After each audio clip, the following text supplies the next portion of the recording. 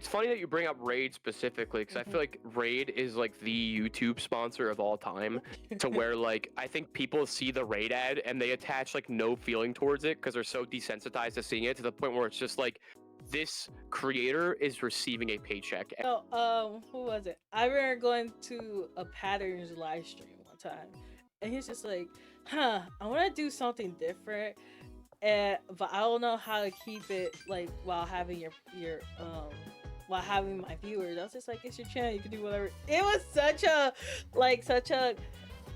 experienced YouTuber. Everybody, it's just like, it's your platform, you can do whatever you want. It's like, no, I can't. And then he did start doing whatever he wanted, but it worked for him. But then it was kind of crazy to see, because I was like, I could do whatever I want. Started playing Persona, all my viewership just tanked. I was just like, oh, okay, so this is how it's like. It's just like, oh no, they were just here for Pokemon. So yeah, I mean, that's true. That's people will say like, I'll watch you regardless of anything you do. That's not true, sadly.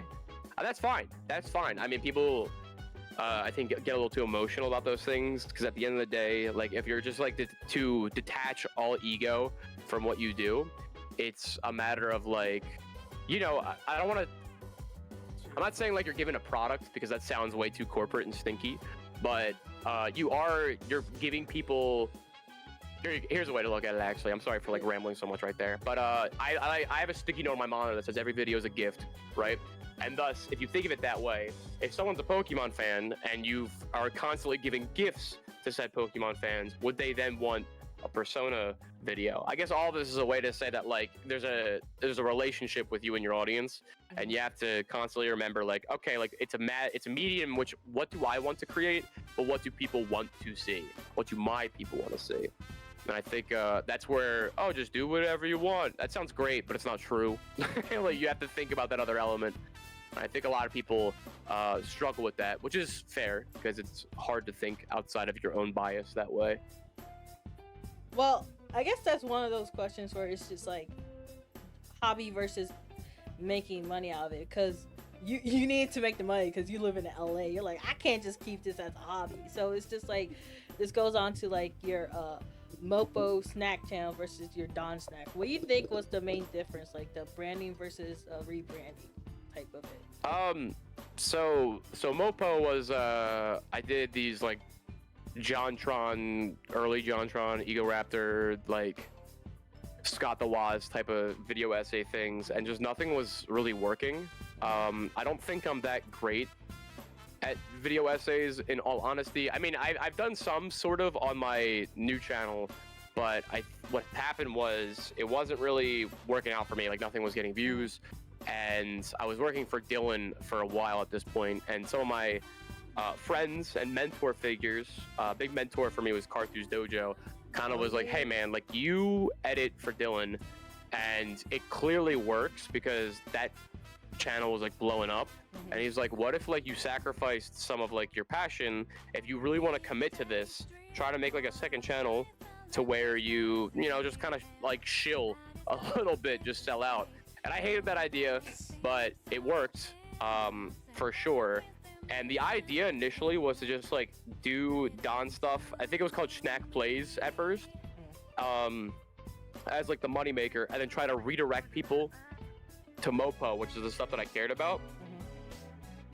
But then I really started to enjoy the Don stuff. I think what really started it was my first Curry Nuzlocke, where I kind of told a little bit of a story, and I was like, wait, I actually like this a lot. And what I basically did was just like abandon the video essay stuff, maintain the Don Snack stuff, and then just took my vision for Mopo and then basically imbued it into Don. Because the idea with Mopo is I wanted to have this like video essay channel where like every video had a different framing device, a different vibe. Like one video was it started off small. Like I changed my costume every time. Like I did like a Metroid vid where I wore like a jacket with like this futuristic looking visor. I did a Pokemon vid where I dressed up as a researcher. You know, like I wanted to have this different like vibe with each video. But now with Don, I'm like leaning into that way more, where every series that I do is way more stylistically different. And so that's kind of how it evolved from there. It started out as like a pretty tactical choice, but then it ended up being something where I was just kind of like, oh, this works out better actually. Like, this is something that's more successful for me. I'm better at it, I think, and I'm having more fun. Like, I'm able to take the stuff that I like from doing the video essays and then put it into the Don stuff. So it really all worked out in the end. Do you think you kind of needed your content creator friends to lead you in the right direction? Because it's like they didn't make your videos, but they kind of told you what you were doing wrong. Because you edited for Dylan and knew what you needed to do for Dylan to help his channel grow, but you didn't know what to do for yourself. Yeah, I think I definitely need them. I'm a firm believer of anyone that's like really successful. They didn't get there on their own. I mean, I have a lot of friends that are super successful in the space that like all it took was one key advice from somebody, and that's like what started them skyrocketing. I think of like Wolfie Glick is a good example. You know, Pokemon world champion, whatever the hell. He's someone I talked to recently, and like his videos weren't doing that great, and it took like one advice from somebody of like, hey, why don't you try this? And then it's like, oh, you're now at like 2 million subs and you're doing great, and you're a big old household name in the Pokemon space. So I definitely took, because what's hard is sometimes you keep telling yourself like, this is my path, this is my path, this is my path, and it's hard for you to reconsider like other options outside of like I would consider certain things, but never once I was thinking like maybe I should make a Then We Fight type of video. And it took like the idea of a friend, especially one that I like really respect their credentials and their knowledge, to just be like, okay, it's a fair point. Like, okay, I see this vision now. You know more than me. You're very successful. Like, maybe I should hop on this idea. So, and it worked. It worked out great. So I think it did. It definitely, the outside help, I think, was kind of, at least for me, I'm not saying everybody, maybe someone out there is a brainiac and they can figure this stuff out by themselves. Good for you. I am not one of those people. But for me specifically, that outside help definitely, I think, made that decision for me. Yeah, because I know I had asked you a question one time. So I was like, I felt really stagnant at one point. I mean, I am still kind of stagnant, but I'm not really too focused on it at this point because I was doing video game stuff. But I had tried experimenting on a second channel just like you.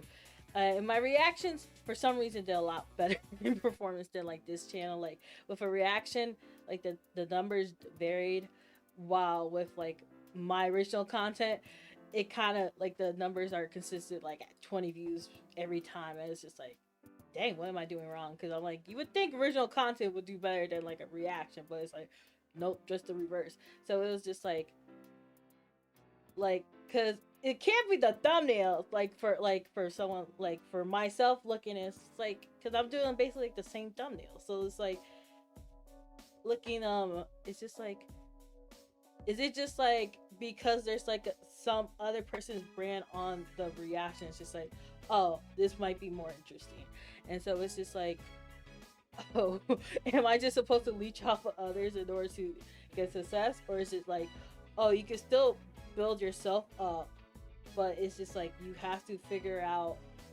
what really works, and it's just gonna keep taking a while to get there. Like, you really need that one piece of advice. Does that make sense, or is like what I just said? No, it makes total sense. I think I mean, in regards to like your being perplexed about the reaction stuff, I think like there are more factors involved, and for us to really answer that question, we'd have to dive into it a lot more. But I think the main thing regarding what you said at the last bit there is, I think people are way too afraid. I say this all the time on stream. People are so afraid to fail, and it's like, that is the best thing you can do, is like fail, look at yourself, recognize what are you doing wrong, like what are you contributing to the space, like what is there to do, and then like pivot, especially if you're at ground zero. Especially, I think like smaller creators have a really hard time of like, oh, I don't want to pivot. I don't want to pivot because like, what if I lose my following? It's like, dog, you barely even started yet. Like those 3 fans that you got, like they'll either follow you or they won't, but you have space to build. I think it's a beautiful time being in that small point, because you have the most creative freedom that you'll ever get, honestly. Like it's to reinvent yourself, it's only going to get harder and harder as you go on. if that makes sense. I'm not. That's what I meant there primarily. I wasn't trying to like dunk on smaller creators in saying that. I was more so speaking on behalf of myself when I was a lot smaller, because that's what I had thought. Like, oh, if I switch, like, with those people that like watch me and enjoy me, would they care? And they ended up like sticking with me, you know. But ultimately, if I lost them, I think in the grand scheme of things, it wouldn't be as hurtful as I thought it was, you know. So don't be afraid to like try something new, and if it doesn't work, and try something new again, you know. I think it's more so it's like kind of feels like a sellout if you're like, oh, you're not gonna be there for your OG fans type of thing. But it's like at the same time, it's just like, why wouldn't your OG fans follow you if it's just like if they were there for you and not like your content type of scenario? So yeah. Yeah, I mean, I think what stinks is like, you know, a part of the job is like selling out a little bit. Like, I like to build this like thing of myself as like, well, that's true. I mean, I like to make these like a big part of my mission statement, which I think something every creator should have, is like, I want to like, you should be able to explain what you are and like how you're different to people within a few sentences. And I like to think that I'm like someone that's like, this is what I want to see these stream highlights becoming, like something that's more like movie-esque, you know, with like a little more production value, that's like once a month. And that's like a beautiful, creative, artsy-fartsy thing. I still got sponsors in all my video. That's not part of the creative vision, you know. That's just me trying to get rent paid, and that's just the bottom line. So ultimately, you got to do what's best for you at the end of the day, and channel performance and whatnot. Because it's either you stay at the bottom and maintain all of your fun integrity and stuff like that, or like you just chill out. You don't have to chill out entirely, you know, just like 20-30%, just whatever's enough to like get by. Yeah, you know. And that's everybody. Yeah. That's everybody. That's every actor. They had to do toothpaste commercials at some point, you know. It's not like that creatively fulfills them. That's just part of like making bread. That's part of making a living. Yeah, because I think even your viewers are aware, not like yours specific, but like viewers are aware of that, because I remember one time I was just like, dang, chat, what if I got sponsored by like Raid Shadow Legends, even though the game is not even that good, quote unquote, allegedly.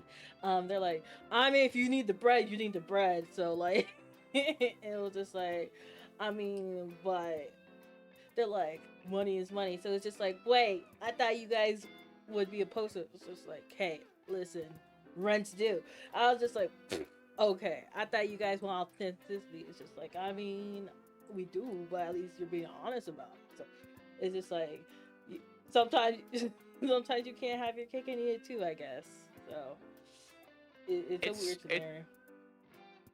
It's funny that you bring up Raid specifically, because I feel like Raid is like the YouTube sponsor of all time, to where like I think people see the Raid ad and they attach like no feeling towards it because they're so desensitized to seeing it, to the point where it's just like, this creator is receiving a paycheck, and like that is the bottom line. Like, as a viewer, I have no judgment towards this person for pushing this product, other than the fact that they are getting more money, and good for them. You know, like I see that Raid logo, I just skip unless they're like really funny at making ads, you know. It's kind of interesting. I mean, 10 years ago, people were really critical of anyone taking on sponsors.